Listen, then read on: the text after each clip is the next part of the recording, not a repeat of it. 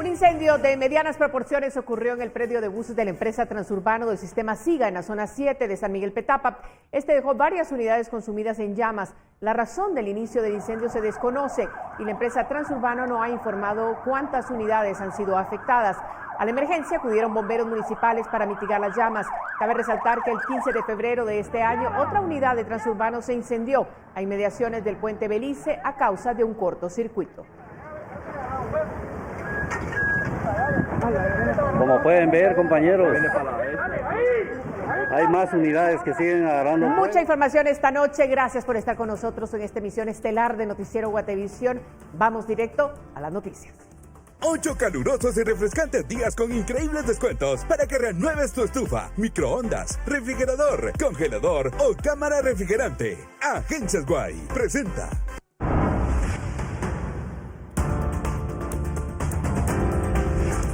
Presidente Alejandro Yamatei declara estado de calamidad pública en todo el país para ampliar acciones de prevención por el coronavirus. Aún no se reportan casos en Centroamérica.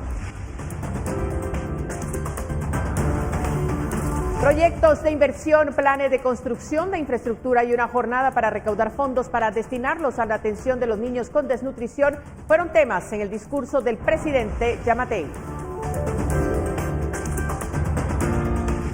La Corte de Constitucionalidad aclaró que la suspensión de la reforma a la ley de ONGs abarca desde la aprobación del decreto hasta la vigencia de la norma, contrario a lo que planteó el presidente. Subinspector de la Policía Nacional Civil recibe honras fúnebres tras ataque armado en San Pedro Zacatepeque. Se detienen a 8 presuntos responsables, pero 2 agentes se encuentran en estado delicado. Al menos 13 países han decidido suspender las clases en escuelas y universidades para contrarrestar la propagación del coronavirus. Alrededor de 290 millones de estudiantes son afectados.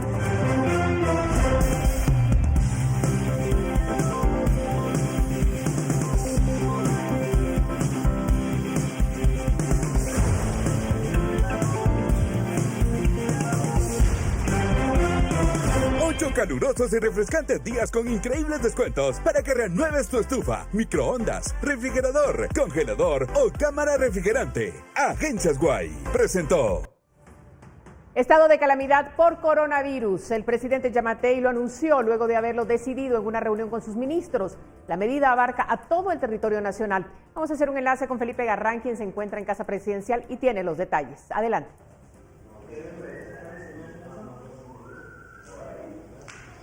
Muy buenas noches, María Luisa. Estado de calamidad. Eso es lo que ha decretado esta noche el presidente Alejandro Yamatei, luego de haberse reunido con su gabinete de ministros, ante también una petición que se hizo desde el Congreso de la República de Guatemala para implementar este estado. ¿Qué supone un estado de calamidad? Bueno, entre otras cosas, hay ciertas libertades como la de asociación que quedan limitadas a costa de lo que el Estado o las autoridades correspondientes decidan que se puede realizar o que no se puede realizar.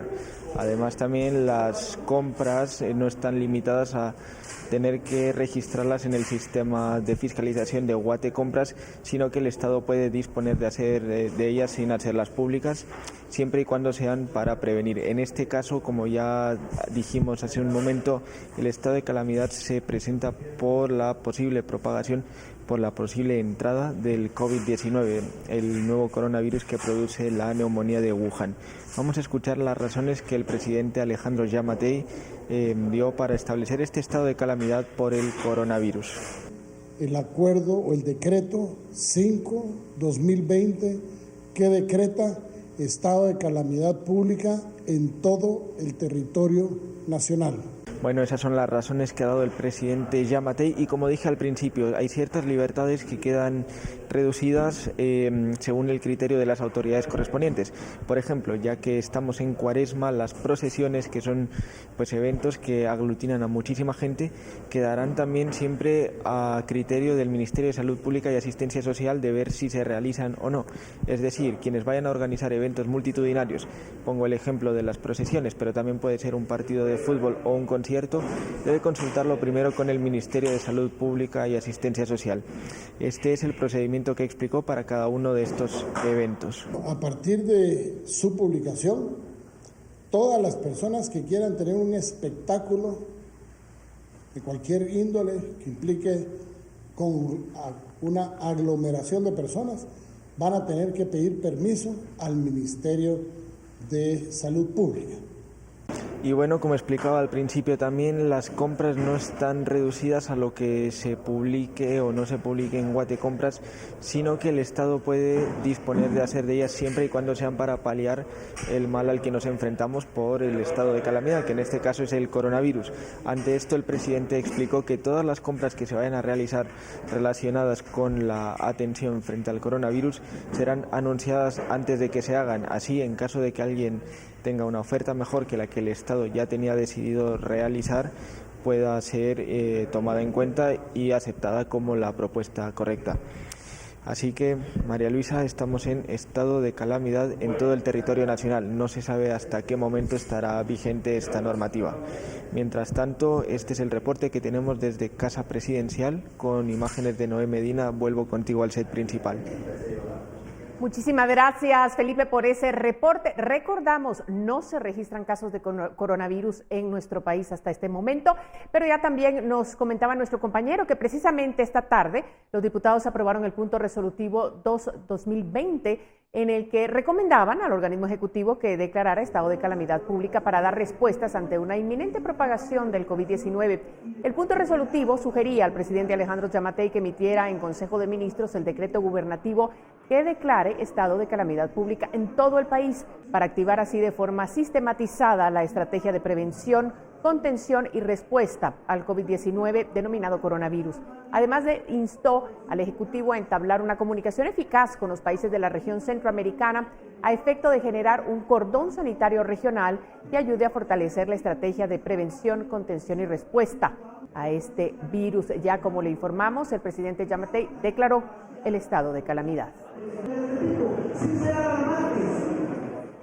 Y funcionarios del sistema de salud asistieron a una citación a la Comisión de Derechos Humanos en la que se estableció por parte del viceministro de Salud, Rodolfo Galdames, que no existe ninguna campaña en diversos idiomas para la prevención del coronavirus. Galdames, quien llegó una hora después sustituyendo al ministro de Salud, quien no se presentó, dijo que en los 29 hospitales nacionales se habilitó un área de 5 camas en cada uno para atender a pacientes que sean diagnosticados con coronavirus, acciones que fueron criticadas por el presidente de esa sala legislativa, Orlando Blanco, al señalar que por medio de una donación de la Organización Panamericana de la Salud se podrían hacer las pruebas para diagnosticar ese virus, ya que no se han adquirido insumos para ello. Es evidente a partir de esta situación de que no hay campañas de información y educación. En el Ministerio de Salud no se ha informado, no se ha capacitado al personal de los hospitales, de los centros de salud. Están desabastecidos. Se tienen 2.453 millones para adquisición de materiales e insumos y al día de hoy únicamente 3 eventos de 80,000 quetzales cada evento para que los 22 idiomas del país puedan tener acceso a la información que se debería generar. De igual manera nos preocupa que la capacidad operativa y de asistencia reactiva es mínima. Se está hablando de únicamente alrededor de 5 camas que se dispondrían a nivel de cada uno de los hospitales del país para atender esta emergencia. Como parte de las medidas de prevención ante la amenaza del coronavirus, el Ministerio de Educación inició una campaña de prevención en todo el país para minimizar el riesgo, sobre todo en los niños. Por medio de una campaña impresa, el Ministerio de Educación busca enseñar a los estudiantes la forma correcta para prevenir la propagación del coronavirus COVID-19 cuando éste llegue al país, además de evitar también el contagio de otras enfermedades respiratorias causadas por virus. La campaña consiste en una serie de 4 afiches que incluyen dibujos coloridos de 4 pasos para prevenir contagios, entre estos el lavado de manos, la correcta forma de cubrirse la nariz y boca al estornudar o toser, mantener limpios los ambientes de la casa y escuela y protegerse no yendo a estudiar mientras tienen fiebre o tos. Para su implementación, el Mineduc cuenta con el apoyo del Fondo de las Naciones Unidas para la Infancia, UNICEF. El plan responde a la alerta amarilla declarada en el país y activa el sistema de gobernanza en la gestión de riesgos y desastres para la seguridad escolar para establecer la prevención, vigilancia y monitoreo continuo. Los materiales digitales e impresos en los diferentes idiomas del país se difundirán a través de medios nacionales y redes sociales.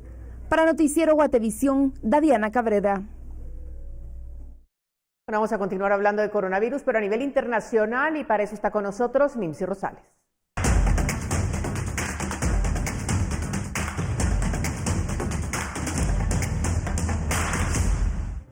María Luisa, buenas noches. Es un gusto para nosotros darle a conocer los hechos más destacados a nivel mundial. Y vamos a arrancar con Ecuador porque se ha confirmado que hay 3 nuevos casos de coronavirus, con lo que aumentó a 10 el número de infectados desde que una ecuatoriana de 71 años regresara de España y presentara la enfermedad hace 5 días. Actualmente se mantiene con pronóstico reservado en un hospital.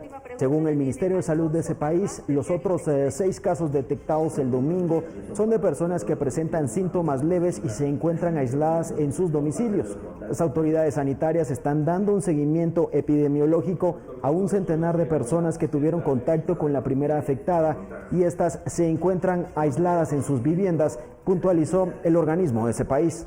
Siempre de Sudamérica, el Ministerio de Salud de Brasil confirmó este jueves 2 nuevos casos de coronavirus en el estado de Sao Paulo, lo que lleva el total en todo el país a 8. Además, indicaron que hay 636 personas con sospechas de haber contraído el virus, mientras que 378 ya se han dado por descartadas. Hasta el momento ya hay 28 casos en América Latina. Al menos 13 países han resuelto cerrar escuelas o universidades por varias semanas debido a la epidemia del nuevo coronavirus. La decisión afecta a más de 290 millones de estudiantes en todo el mundo. Esto para la UNESCO es una cifra sin precedentes. Italia es el principal foco europeo que superó ayer los 100 muertos y más de 3.000 contagiados. El número de personas infectadas de COVID-19 en el mundo llegó a 96.000, de las cuales 3.300 fallecieron en 84 países y territorios. Autoridades de salud del condado de King, en el estado de Washington, reportaron también este jueves la muerte de otro paciente por COVID-19. Se trata de una mujer de 90 años. Con ello, el total de muertes en Estados Unidos alcanza las 12 personas y decenas de nuevos casos reportados alrededor de ese país. Este es el 9º fallecido en el condado de King. Mientras tanto, el Congreso estadounidense aprobó $8.300 millones para combatir el brote. Aunque en Centroamérica aún no se confirma ningún caso de COVID-19, Costa Rica analiza el caso de una mujer que estuvo en Italia y Túnez. Esto es lo más relevante hasta el momento en el ámbito internacional. María Luisa, volvemos contigo. Muchas gracias, Nimsi, por el reporte internacional, y precisamente para ampliar sobre este caso sospechoso en Costa Rica vamos a hacer un enlace con el periodista Alan Arroyo, quien nos va a comentar qué es lo que está pasando. Alan, buenas noches. Buenas noches, un gusto saludarlos y un saludo para todos los televidentes. Alan, entendemos que es el segundo caso sospechoso de una mujer en Costa Rica. Cuéntanos un poco la situación. Sí, ya son 2 casos sospechosos. Estamos a la espera de que para mañana, viernes, en horas de la tarde, ya se tengan los resultados oficiales. Aquí en Costa Rica ya se puede examinar a la paciente y confirmar acá en Costa Rica si es el COVID-19 o no.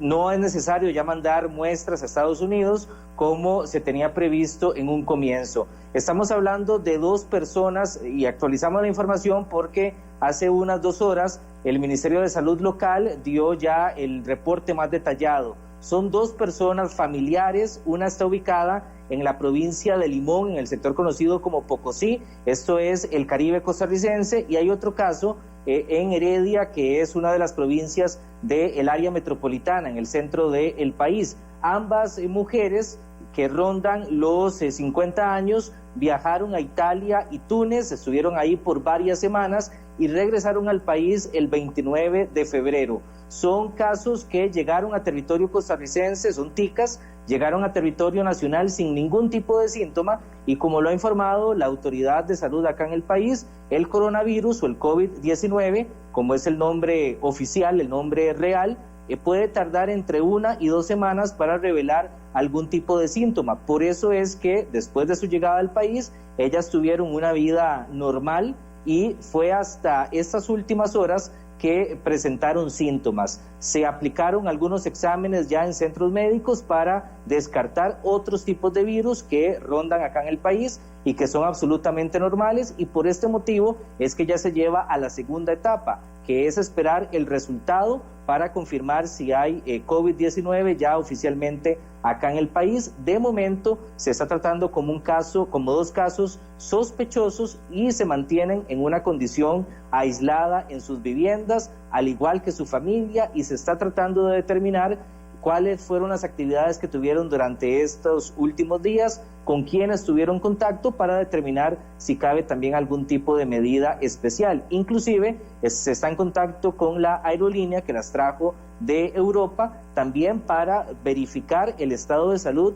de los 150 pasajeros y tripulantes que iban en ese vuelo de regreso a Costa Rica y que pudieron haber tenido algún tipo de contacto. Sí nos decía el Ministerio de Salud que de esos 157 pasajeros, la mayoría eran extranjeros y posiblemente ya salieron de territorio costarricense, pero pudieron haber tenido algún tipo de contacto con estas dos mujeres que, reiteramos, son casos sospechosos de momento. Suponemos y entendemos que las autoridades costarricenses han ya activado protocolos ante esta sospecha de coronavirus. ¿Sabes, tienes alguna información? ¿Qué se ha hecho en relación precisamente a la llegada de extranjeros o vuelos que salen del país? Sí, correcto. En el caso de las mujeres sospechosas y su familia, por lo menos los más cercanos, sabemos que una de las mujeres vive con su madre, está también el caso de la otra mujer que vive con su esposo. En estos 4 casos están aislados a la espera de los resultados y eventualidades. En el caso del país sí ha sido muy claro el Ministerio de Salud de pedir calma, tranquilidad a la población. De momento son casos que están muy concentrados en estas dos familias, no hay todavía riesgo de que el virus se comparta a otras comunidades, a otras familias. De momento está todo muy controlado. Lo que sí es claro, se está aplicando un protocolo en aeropuertos, por lo menos de los viajeros que vienen de países donde el coronavirus está activo, por ejemplo, Italia, Corea del Sur. Hay un coro inclusive costarricense que estuvo en Corea del Sur en presentaciones, un coro musical, y desde la semana anterior ha estado en constante supervisión por el riesgo. De momento ellos no han tenido ningún tipo de síntoma. En aeropuertos sí hay un control muy estricto, se verifica el estado de pasajeros. Hay algunos que han tenido que someterse a algún tipo de prueba. De momento todo ha dado negativo y no ha pasado a más. Sí se ha pedido mucha tranquilidad en la población, evitar hechos de alarma, de miedo, de pánico, como ha sucedido lamentablemente en otros países, y en lo que sí se ha sido muy estricto y muy constante es en el lavado de manos, pedir a la población mantener medidas de higiene, un lavado de manos adecuado, el protocolo del estornudo, que es cubrirse con el antebrazo. Claro. Es la principal recomendación que ha hecho el Ministerio de Salud aquí en el país. Y bueno, el protocolo que ustedes también comentaban, estaba escuchando la información, por ejemplo, en centros educativos, evitar que personas enfermas, resfriadas o con algún problema respiratorio acudan a sus centros de trabajo o a centros de estudio, esto como una medida preventiva. Simplemente, sí. Muchísimas gracias, Alan. Qué importante es tener esta comunicación contigo para saber qué está pasando en nuestra región. Sabemos que las autoridades querrán ponerse de acuerdo también para hacer un bloque común frente a este coronavirus, pero bueno, la información es muy importante, así que te agradecemos tu participación. No, muchísimas gracias. Sí, hay que mencionarlo, serían de confirmarse los primeros 2 casos de coronavirus en territorio centroamericano, y bueno, sabemos la relación que tenemos todos los países de Centroamérica, así que el riesgo de que se pueda compartir el virus es latente. Y esperar, mañana estaremos también disponibles para algún contacto. En horas de la tarde estarían ya los resultados oficiales para confirmar o descartar si se trata del COVID-19 ya en territorio costarricense. Buenas noches y gracias también por la oportunidad de compartir esta información acá desde San José. Muchísimas gracias, Alan, por este reporte. Bueno, pero lo ha escuchado bien, todavía no se confirman esos casos en Costa Rica. En Guatemala tampoco tenemos casos confirmados. Lo que sí tenemos es un decreto de calamidad. Eso lo vamos a explicar más adelante, después de una pausa comercial.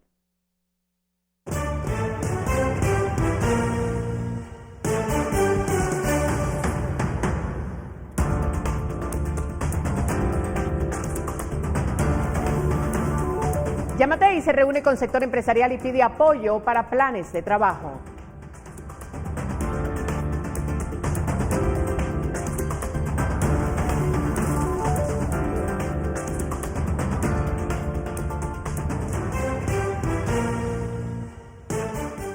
Bueno, vamos a continuar hablando de coronavirus y vamos a hacer un enlace en este momento con David de León, vocero de la Coordinadora Nacional para la Reducción de Desastres, la CONRED. Gracias, David, por estar con nosotros y por atender, como siempre, nuestro llamado. Gracias, un gusto saludarles. David, tenemos un decreto que declara el estado de calamidad en nuestro país como parte de las medidas de prevención para detener o contrarrestar, digamos, la llegada de este coronavirus. ¿Qué medidas supone un estado de calamidad ante esta situación? Bien, como el presidente lo daba a conocer durante la conferencia de prensa, es un estado, mejor dicho, de calamidad para actuar de forma preventiva. Recordemos que ya en el caso de nosotros como CONRED estábamos en una alerta amarilla institucional, hay todo un procedimiento, un protocolo de amenaza sanitaria en el país que está activo. También el Ministerio de Salud Pública continúa realizando todo el tema de vigilancia en el territorio nacional. Entonces, el Estado, como bien nos daba a conocer el presidente, es de una forma preventiva para que las diferentes instituciones que están vinculadas, y en este caso nosotros también como CONRED estemos atentos a cualquier situación. Como recordemos que CONRED es todo un sistema que aglutina diferentes entidades y dentro de estas también está el Ministerio de Salud Pública, que tiene la rectoría en el tema de salud. David, el presidente también instó al Congreso a la aprobación de un préstamo del Banco Mundial si se necesitara ese dinero precisamente para esta emergencia. Surge la duda, ¿estamos preparados con insumos económicamente para afrontar una posible llegada y propagación del COVID-19? Bueno, yo creo que las diferentes instituciones, en este caso el Ministerio de Salud, que activó un protocolo específico en tema de vigilancia en el territorio nacional, las diferentes acciones que están realizando en el aeropuerto, por ejemplo, en las diferentes fronteras del país, pues han activado este mecanismo, este plan. Nosotros como CONRED también, todo ese proceso de coordinación con las diferentes autoridades.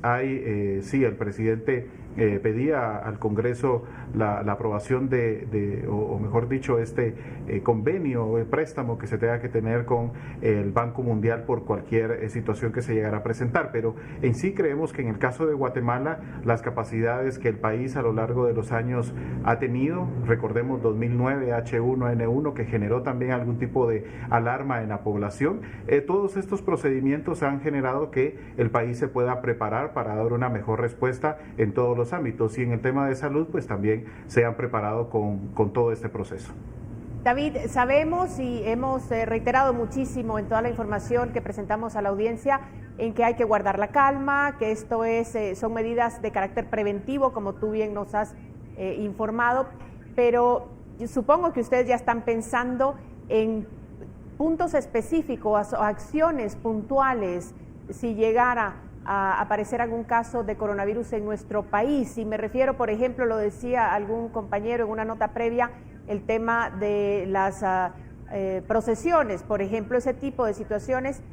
¿Sí han pensado ustedes qué se podría hacer puntualmente? Bueno, yo creo que es importante considerar y que la población tome en cuenta que dentro de las mismas recomendaciones que se han compartido a nivel internacional es el hecho de tener todas las medidas precautorias o considerar que en eventos masivos también se puede generar o podemos, tal vez no solo coronavirus, sino que otro tipo de enfermedades también. Entonces, considerar al participar en este tipo de eventos masivos, tomar en cuenta todas esas medidas o considerar que es uno de los factores en donde se puede propagar. Pero con esto no queremos hacer tampoco ni generar un caos en la población, sino que es un tema de prevención que debemos de tener siempre, al igual que el generar o lavarnos las manos, el tener las normas higiénicas. Creo que es importante hacer ese llamado nuevamente a la población. y también pedirle, y el presidente lo decía muy bien en la conferencia de prensa, en estos momentos no es necesario que todos estemos con mascarillas. Las mascarillas las deben utilizar las personas que ya fueron diagnosticadas o que tienen o que están en un proceso de esperando resultados, ¿verdad? Pero hasta el momento es mantener la calma. Bueno, David, muchísimas gracias por mantener la comunicación fluida. Es importante que la población esté enterada de lo que está sucediendo en torno a esta situación y qué medidas se están tomando. Gracias nuevamente por atender la llamada. Saludos. Saludos, David de León, vocero de Conred. Y ahora vamos a cambiar el tema y vamos a hablar del presidente Alejandro Yamatei, que se reunió con empresarios de Cámara de Industria de Guatemala, a los que pidió su apoyo para la cruzada por la nutrición, que implica poner un sello a sus productos y que parte de las ganancias sean destinadas para la ayuda a los niños con desnutrición. Yamatei afirmó que tiene 10 grandes proyectos, de los cuales explicó 6. Los proyectos que pretende crear son el anillo metropolitano, el aerometro, el metro riel, el aeropuerto del Puerto San José, con zona franca incluida, además la carretera transversal del sur y una zona franca en Champerico. Y les hagamos ver que nos den 18, 24 meses de gracia para 10 proyectos de infraestructura estratégica en este país. Yo en 18 meses, en 24 meses, lo saco adelante. Esa responsabilidad social empresarial, devuélvanmela con unos centavos de los productos que ustedes venden. Y no me lo devuelvan a mí, devuélvanselo al Fondo contra el Hambre y la Desnutrición.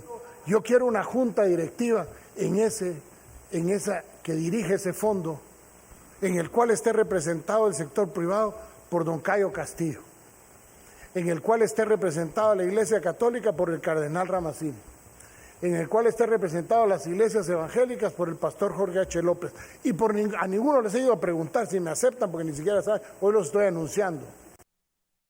Y vamos a otro tema. Un grupo de hombres presuntamente integrantes de los denominados autopatrulleros emboscó y atacó a un grupo de agentes del Comando Antisecuestros. El hecho ocurrió la tarde del 4 de marzo en la comunidad Ruiz de San Juan, Zacatepeques. El ataque fue contra 3 agentes. Uno de ellos, el subinspector Nelson Eliseo Vázquez Picón, murió en el centro de salud de la comunidad debido a la gravedad de las heridas.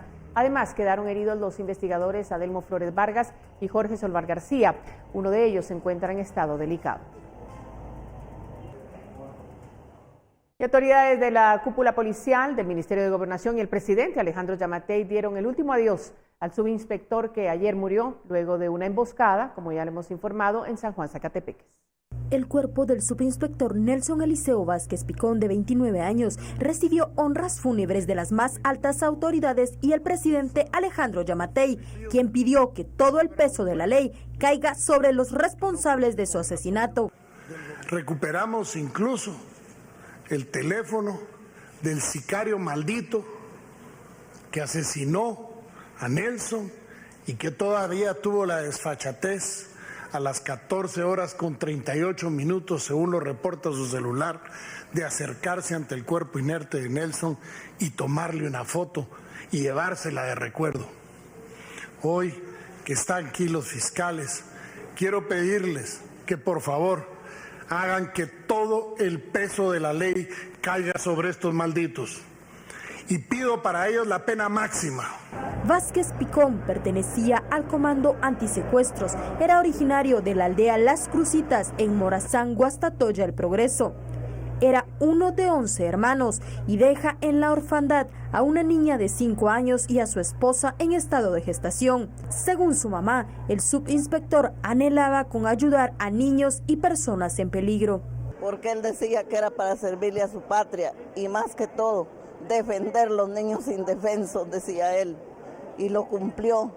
9 años que trabajó, los trabajó rescatando las víctimas que los malos tenían secuestrados.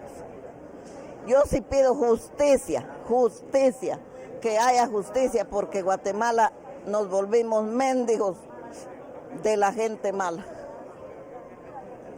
Sí, yo pido justicia, porque no es solo mi hijo, son varios los que le han quitado la vida. Con imágenes de Miriam Figueroa, reportó Andrea Domínguez. Y 8 implicados en la muerte del subinspector de la Policía Nacional Civil, Nelson Vázquez Picón, permanecen en la carceleta de los juzgados de Misco para la audiencia de primera declaración. Ahí se encuentra Edwin Pitán y nos tiene los detalles. Edwin, buenas noches, adelante.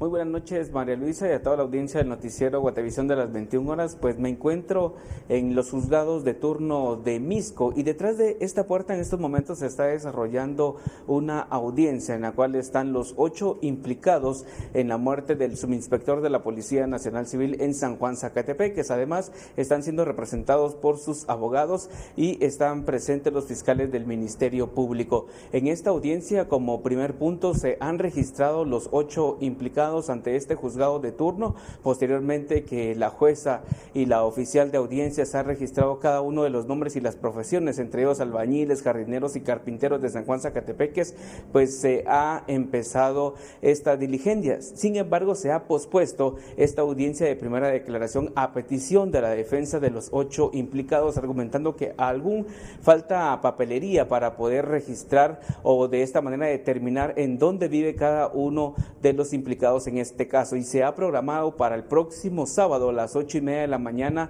que se reanude esta audiencia de primera declaración. Lo que sí es cierto es que durante esta diligencia el Ministerio Público les ha hecho saber el motivo de la detención a estos 8 implicados, quienes han permanecido en las últimas horas en las carceletas del juzgado de turno. Y en una breve narración que ha efectuado el fiscal del Ministerio Público, ha relatado que los agentes de la Policía Nacional Civil se encontraban en un operativo para rescatar a una persona, y en efecto lo hicieron en San Juan, Zacatepeques, que rescataron a alguien que estaba secuestrado, según el relato del fiscal del Ministerio Público. Posteriormente, cuando ellos pretendían salir de la comunidad, fueron seguidos por 2 personas que viajaban en una motocicleta y desde ese vehículo les dispararon. Posteriormente se sumó otro pick-up a la persecución a los agentes y es ahí donde muere el subinspector de la Policía Nacional Civil. Esos son breves o fragmentos de los relatos del fiscal del Ministerio Público, pero ya será en la imputación cuando hayan más detalles acerca de este caso. Por el momento se ha pospuesto y será el sábado a las 8:30 de la mañana cuando continúe esta audiencia de primera declaración. Será ya la imputación formal y de esta manera habrá alguna argumentación de la defensa de los 8 implicados en este caso. Mientras tanto, en estos momentos está terminando esta diligencia en los juzgados de turno del municipio de Misco. Regreso allá a Estudios Centrales, María Luisa. Gracias, Edwin Pitán, por ese reporte. Pospuesta entonces esta audiencia de primera declaración, será hasta el sábado que se sepa qué es lo que sucederá en este caso. Nosotros vamos a hacer una pausa comercial, pero vamos a regresar porque tenemos más.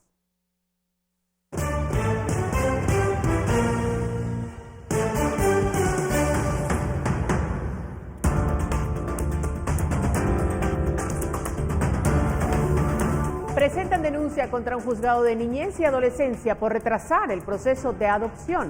Entérese cuando volvamos.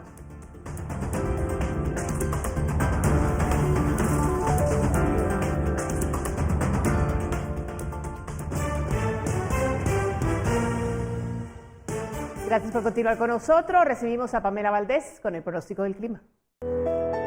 Buenas noches, María Luisa, qué gusto acompañarte. Es momento de compartirles a todos ustedes las condiciones del clima para las próximas horas. En el territorio nacional continuamos con efectos de alta presión generando nubosidad dispersa en la mayor parte del periodo, probabilidad de lluvias, especialmente para la franja transversal del norte. Continuaremos con fuertes vientos para la meseta central y el occidente. Veamos las condiciones para mañana para que usted se empiece a preparar y tendremos condiciones de lluvia para el departamento de Petén, Alta Baja Verapaz, el Caribe y el oriente. Continuamos con fuertes vientos para la meseta central, mientras que en el occidente y los departamentos ubicados en la costa sur tendremos cielos parcialmente soleados. A continuación, las condiciones para los próximos 3 días en la ciudad capital se espera para mañana viernes. Continuamos con fuertes vientos en la mayor parte del periodo con una temperatura máxima de 25 grados centígrados. Para el fin de semana, sábado y domingo tendremos condiciones de cielos parcialmente soleados y la temperatura máxima se registra de 24 grados centígrados para los 2 días. Y la salida del sol esperamos mañana a las 6:15 de la mañana y se ocultará a las 6:11 de la tarde.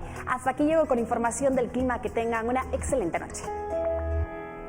Comnet, el internet empresarial de fibra óptica, más rápido, Confiable y seguro. Presenta las noticias nacionales. El Consejo Nacional de Adopciones presentó una denuncia en el Ministerio Público contra un juzgado de niñez y adolescencia por retrasar el proceso de adopción de una niña y haberles notificado que se le había declarado en adoptabilidad 5 años tarde. Según Eric Cárdenas, director del Consejo, el personal del juzgado podría haber incurrido en incumplimiento de deberes y falsedad. El Consejo Nacional de Adopciones tiene 305 niños adoptables que han pasado un proceso de protección y para quienes no se ha encontrado un entorno familiar idóneo que pueda hacerse cargo de ellos. Buenas. Como parte de la iniciativa Cambiando la forma en que cuidamos, se llevó a cabo la presentación de la situación y percepciones sobre el cuidado infantil en Guatemala, en la cual se concluyó que es necesario hacer cambios en el sistema de atención a los niños y adolescentes a fin de garantizar su bienestar. Actualmente, 3.863 menores de edad están viviendo en hogares de protección, siendo 60% niñas. En el conversatorio se propuso impulsar acciones para evitar la separación familiar innecesaria y que se facilite la reintegración. Por medio de acciones de prevención que nos convocan. Y automovilistas que transitan por la autopista a Puerto Quetzal se han visto afectados por lo deteriorado de esa ruta. El Ministerio de Comunicaciones, a través de Covial, realiza un bacheo en los puntos más dañados. Los trabajos se realizan con rapidez, ya que se prioriza su reparación por la proximidad de la Semana Santa. Usuarios esperan que no solo quede en una medida a corto plazo.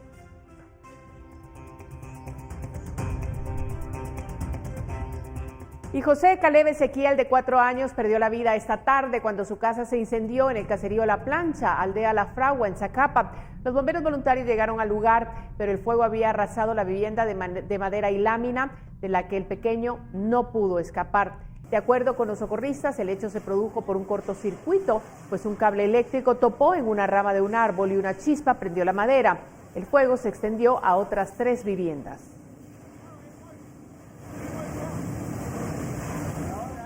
Y maestros y estudiantes de la Escuela Oficial Urbana Mixta tipo Federación Rubén Villagrán Paul de la zona 2 de Retaluleu le exigen a la municipalidad la reparación de un salón de usos múltiples, la contratación de personal para mantenimiento y la limpieza de un pozo del cual se abastecen de agua. Según los afectados, el techo del salón colapsó desde el 2005, pero ninguna autoridad les ha solucionado el problema. Al señor alcalde. Y la gremial de taxistas de Puerto Barrios mantiene bloqueados los accesos a los puertos en el Atlántico guatemalteco para exigir a las autoridades acciones de seguridad. Pilotos denuncian que están siendo extorsionados. La gremial se encuentra integrada por 650 taxistas. Comnet, el Internet empresarial de fibra óptica, más rápido, confiable y seguro, presentó las noticias nacionales.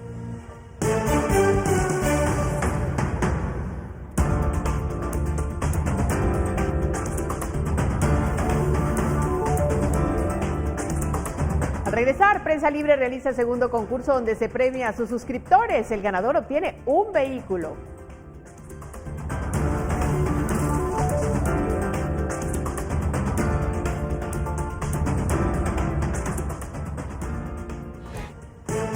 Prensa Libre hizo la entrega del segundo automóvil que fue rifado a quienes compraron la suscripción hasta el 26 de febrero. El ganador tiene más de 20 años de recibir Prensa Libre en su hogar.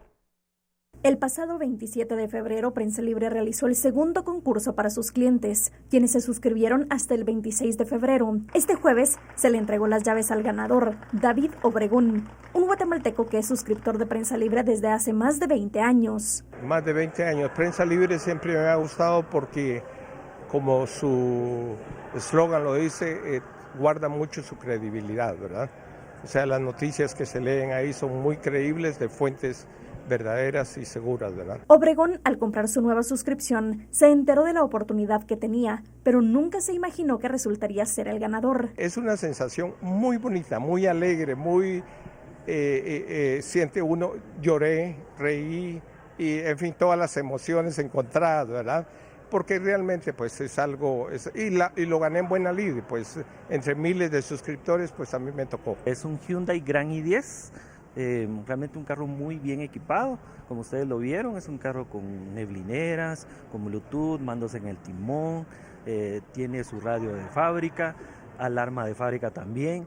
Entonces realmente estamos entregando un carro bastante equipado para el cliente. En este concurso, donde Prensa Libre premió la fidelidad y preferencia de sus suscriptores, participaron más de 2.400 personas. Y aunque este concurso ya finalizó, los nuevos suscriptores seguirán siendo beneficiados, ahora con una cuponera de descuentos. De marzo a mayo, todos los que se suscriban a Prensa Libre tienen una tarifa especial con 200 quetzales de descuento. Quiere decir que compran su suscripción en 595. Les incluye 2 tarjetas libres y les incluye una cuponera que tiene más de 40 cupones de descuentos en muchos establecimientos. Con el uso de la cuponera estaría ahorrando un aproximado de 2.000 quetzales. Para Noticiero Guatevisión, Paula Osaeta y Fernando Cabrera.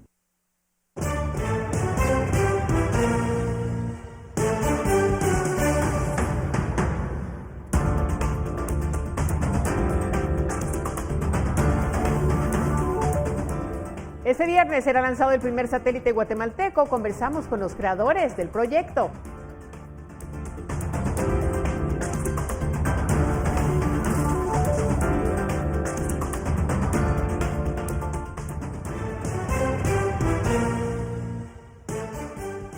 En Guatemala, más de 1 millón de niños trabajan, la mayoría lo hacen en el sector de la agricultura. Hoy en el segmento Hablemos de Dinero, Paula Osaeta toca el tema del trabajo infantil en las fincas de café y conocemos quiénes son los responsables de verificar esto.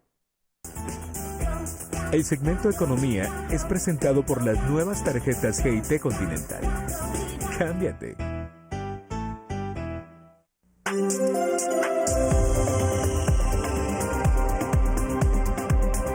Sí, María Luisa, el trabajo infantil sucede en toda Guatemala. El 70% de los niños trabajadores lo hacen en la agricultura, iniciando como apoyo para sus padres. Sin embargo, hay algunos menores de 15 años que son remunerados, lo que es ilegal. Hoy hablamos del trabajo infantil, sobre todo en las fincas cafetaleras, luego del lanzamiento de un documental publicado en el Reino Unido. El pasado 2 de marzo, una televisora británica publicó un documental realizado en 4 fincas cafetaleras de Guatemala, donde se captaron imágenes de niños trabajando en el corte del grano. Las fincas, según la información recabada por el periodista británico, están certificadas. El director de Relaciones Institucionales de PDCOCAGUA nos comenta en qué consiste. Aquí hay diversas certificaciones, por supuesto está Café Practices de Starbucks, que siempre... Las certificaciones tienen 3 dimensiones, tienen el tema de buenas prácticas agrícolas, tienen temas medioambientales, en cuestión de fungicidas, en cuestión de tratamiento de aguas y por supuesto el tema social, donde no tiene que haber trabajo infantil. Una de las condiciones de las certificaciones es el no incluir trabajo infantil. Y Antoniotti nos comentó que existen certificadoras que se dedican a verificar que eso se cumpla. Sin embargo, la pobreza y pobreza extrema que sufren muchas familias hacen que los más pequeños acompañen a sus padres a cortar café. Mientras un país tenga altos déficits de trabajo decente, el mayor indicador de ese déficit es el trabajo infantil. Un país con trabajo infantil, como en el caso de Guatemala, que llegamos casi a 1 millón de niños en condición de trabajo infantil, estamos hablando de un altísimo índice de déficit de trabajo decente. Según la Organización Internacional del Trabajo, la edad mínima para el empleo debe ser 15 años. Si son menores, es considerado trabajo infantil. Si queremos alcanzar los objetivos de desarrollo sostenible, debemos atacar la pobreza, debemos mejorar los sistemas de salud, debemos garantizar la educación de los niños, debemos dar trabajo decente a los padres. Según Gándara, la Inspección General de Trabajo es la única autoridad en el país para velar por el cumplimiento de las leyes laborales y de los convenios de la OIT. Pero mientras se ponen en marcha acciones, la imagen del país se ve afectada, hasta cierto punto que empresas importantes piensen 2 veces en invertir o negociar con el país. Afecta a nivel internacional esa exposición en virtud de que llega a oídos de OIT, llega a oídos de las grandes empresas y puede tener una repercusión económica. Considerar qué plazas de trabajo son necesarias para el crecimiento de su negocio es sumamente importante.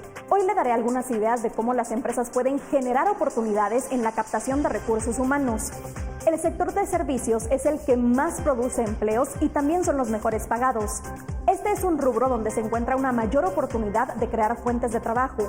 El éxito está en aquellos negocios que se especializan en la prestación de servicios a empresas transnacionales. El desarrollo de nuevas habilidades es importante para adentrarse en el mundo de los negocios. En la actualidad hay escuelas y programas de formación especializada. Es importante que los negocios recién formados apliquen nuevas tecnologías y se involucren en el mundo digital. La idea es que se generen productos de vanguardia que puedan llevar a mercados internacionales, con lo que tendrán una mayor producción y por ende generarán más fuentes de empleo. Espero que estos consejos sean de su interés. Mañana recuerde que le daré más información. Mientras tanto, regreso con María Luisa que tiene más información.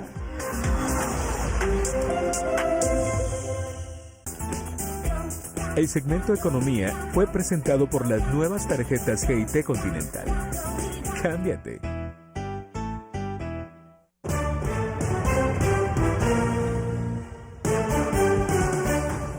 Simume pronostica variaciones en las temperaturas. Al volver le brindamos los detalles.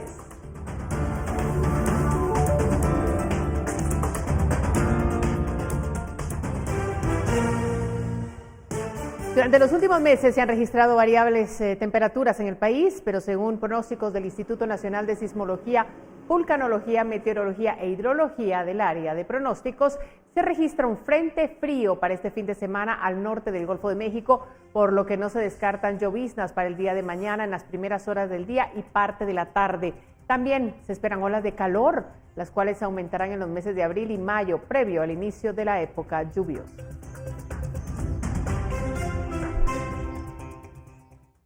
En otras cosas, Quetzal 1, el primer satélite de Guatemala, será trasladado mañana por la noche a la Estación Espacial Internacional, la cual orbita alrededor de la Tierra a 400 kilómetros de distancia. Previo a este acontecimiento, Noticiero Guatevisión conversó con algunos de los jóvenes que participaron en este proyecto para conocer cuáles son sus impresiones de este logro histórico.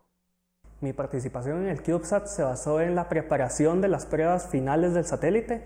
Esto significa preparar y diseñar los componentes que se necesitaron para hacer las pruebas en Escocia del CubeSat, tanto pruebas de vibraciones mecánicas como de termovacío.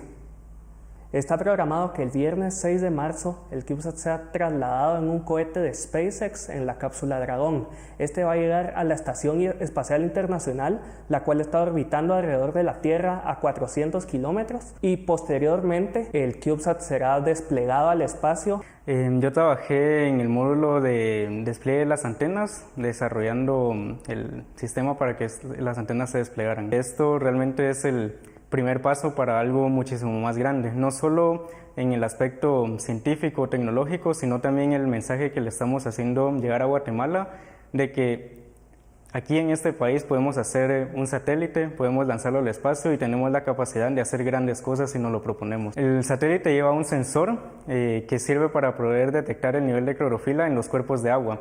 Entonces el objetivo es poder probar ese sensor en el espacio, saber que funciona y analizar los datos que obtengamos. Bueno, yo estuve a cargo del módulo de potencia en la fase final del proyecto CubeSat de Quetzal 1.